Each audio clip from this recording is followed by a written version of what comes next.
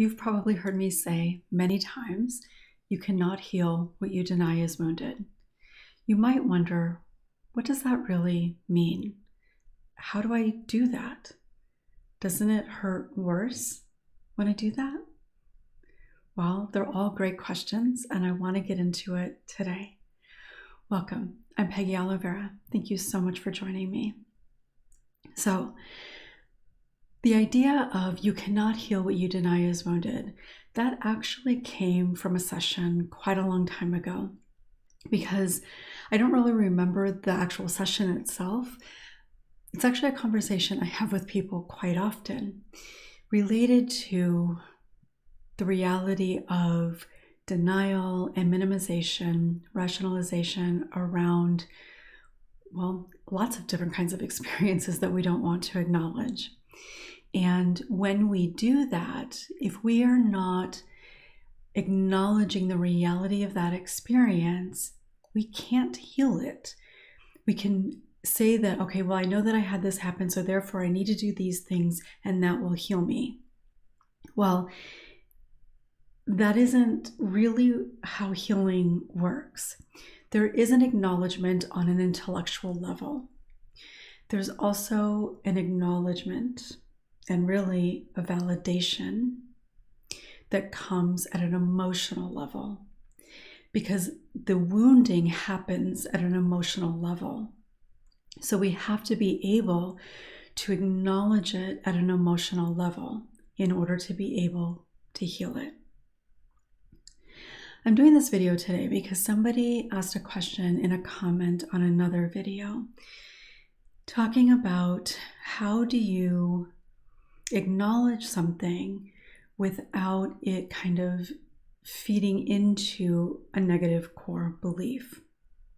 And I think it's a great question, and I think it can feel kind of not just confusing, but kind of just doesn't really make a lot of sense for a lot of people until you've actually been able to experience how that process works.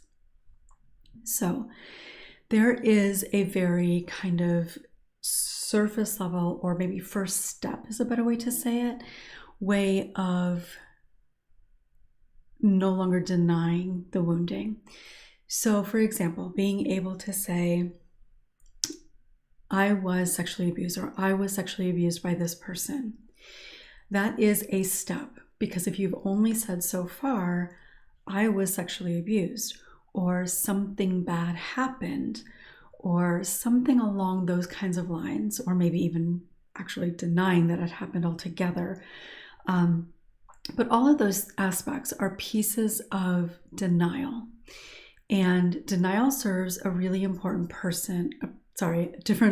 very important purpose. My goodness, very important purpose during the time that we need to be able to cope with what's happening. So it really is, I think, pretty amazing that we have the ability to be able to be in so much denial. So being able to say what happened, being able to acknowledge circumstances potentially in which it happened, ultimately what you are acknowledging is not just the experience itself, so the act or the one-time thing or the 10-time thing or whatever it is.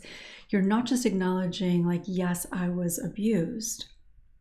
You're acknowledging, yes, I was abused, and as a result, this is what I think, this is what I feel, this is how it's affected me, any number of those things, and to a degree, all of those things. So you're acknowledging the actual experience, but it does go deeper than that. For example, oftentimes people will say, like, well, yeah, I was abused by, let's say it's somebody that they are relatively close to, so like maybe a cousin or something like that. Yeah, I was abused by a cousin, but it didn't really bother me. We were somewhat similar in age, and I never had to see him again. So that's a form of minimizing and rationalizing. So you're acknowledging that it happened, but you are rationalizing and minimizing the impact that it had on you. So you're in denial about the impact. You're in denial about the fact that just because you don't have a relationship or you didn't have to see that person anymore doesn't mean that it's not still affecting you. So I hope that kind of makes sense. If you have any questions about that, make sure to leave them in the comments. But there are degrees of denial that we can experience. And when we are talking about you can't heal what you deny is wounded, you have to be able to acknowledge kind of the depth and breadth of what that actually means. So I've talked about this a little bit before, but for example, for me, I did a whole lot of healing, and I thought I basically addressed and processed and healed pretty much everything that I needed to heal. And then the last time that I went to therapy, it's been a while ago now, but the last time I went to therapy, it was not at all related to trauma. It was a current situation with a colleague, and it was ultimately related to my childhood, but that's not what the presenting issue was, so to speak. It wasn't bringing up stuff from my past, at least not in a conscious way. What ended up happening is that the situation was very familiar. It brought up an experience that caused me to really doubt my own memory, doubt myself, doubt my ability to be believed by my mother. So it was quite significant. So there was also some betrayal there. So quite significant. Now, I had talked about that situation that created all of that. I processed it. I acknowledged that it was really hurtful. I acknowledged how I rationalized how she responded to me at the time. I worked through a lot of that. What I didn't acknowledge, and it wasn't intentional, and this is important too, that our ability to be in denial is often an automatic thing that we're not even consciously aware that we're doing. So I wasn't aware that I was in denial about this. But it turned out that I hadn't recognized even that in that particular situation, in the way that my mother responded to what I shared with her, that it caused me to completely doubt myself. It did cause me also to feel hurt, which I wasn't really acknowledging. Instead, what I immediately went to at the time was, well, I didn't say it correctly. No wonder she didn't believe me, and all kinds of things to rationalize her response. Now, I did recognize that earlier on and work through a lot of that, but I hadn't recognized the deep impact on my sense of being able to trust myself and my memories that it had had on me. And when I went back to therapy because of this other situation, I ended up really recognizing that. And so then I was no longer in denial about the impact that that had on me. And with that, I was able to move through a lot of that. I was able to heal part of that experience that I didn't really know still needed healing. I didn't know it was still impacting me in that way. So being able to acknowledge the different pieces different pieces of the experience and the different pieces in the way that it's impacted you short term, but definitely long term as well. All of that is really important. And we tend to deny, just based on my experience in working with people and my own experience, we often tend to deny or minimize the impact. And we can do that in a variety of ways. Somewhat in a form of denial, oftentimes in terms of rationalizing, but it often is a form of denying the fact that you've been impacted or the degree to which you've impacted, how it's continuing to show up in your life. For example, one of the things that comes up in so much of my work is people being in denial about the level or even the fact that they feel shame at all. And that was kind of an interesting experience for me when I started seeing that pattern play out. And part of the denial around that, like they might be able to recognize shame maybe in certain things, but oftentimes they're in denial about the shame because to acknowledge the shame, and this isn't conscious, but to acknowledge the shame reinforces the shame. Even when you're doing it in the process of healing, in the beginning, it's often going to reinforce that shame. So it is safer to stay in denial about that shame. So the question that came up, and I apologize that I don't remember exactly all of it, but there was an example that was given, and it was about feeling disappointed and the importance of being able to then acknowledge the disappointment. And it was around like a birthday. And so you acknowledge, I don't remember exactly what it is, so I apologize if you're watching, but the idea I think is similar.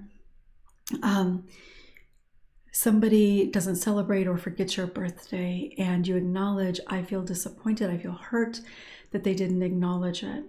And so in that, you are acknowledging the reality. You're not denying that you're disappointed, that you feel disappointed that they forgot your birthday. And that is really important. In that, what's the most important thing there is not so much about whether they forgot your birthday, why they forgot your birthday, did they really forget your birthday? It's not about any of that specifically. What's most important in that is, I feel really hurt and disappointed. That's really the biggest piece of that. Being able to have self-compassion around that, not talking yourself out of it, not telling yourself, well, maybe they really didn't forget, or maybe they've been really busy and I shouldn't feel this way. I'm making a big deal out of it for nothing. That is denial. So you might say, I feel hurt, but then if you tell yourself you shouldn't feel hurt, you are in then denial about the reality of the hurt. You're in denial about the understanding as to why you might feel hurt. Whether they truly forgot your birthday or not doesn't matter. Whether there's a history of forgetting your birthday or not doesn't matter. Now, it might matter in terms of whether you want to set a boundary around something, but in terms of the acknowledgement itself, it really doesn't matter. So being able to, in that example, say, I feel really hurt, and then being able to be with that sense of feeling hurt without talking yourself out of it, without rationalizing it. So if in that situation, there was a little bit more to the question about reinforcing beliefs. So within that question, how do you acknowledge that without reinforcing the core belief of potentially like maybe that you don't matter or something like that? So I would say that those are kind of not necessarily separate things, but they're two different types of practices that you need to practice over time. It's part of the process. So in that particular example, acknowledging how you feel, not trying to talk yourself out of it, don't beat yourself up about it, don't judge yourself for it. And if your thought process is, they don't care about my birthday, and they don't care about my birthday because I don't matter, or they think I don't matter, and that feels hurtful. But ultimately, like if it's reinforcing an idea that you do not matter,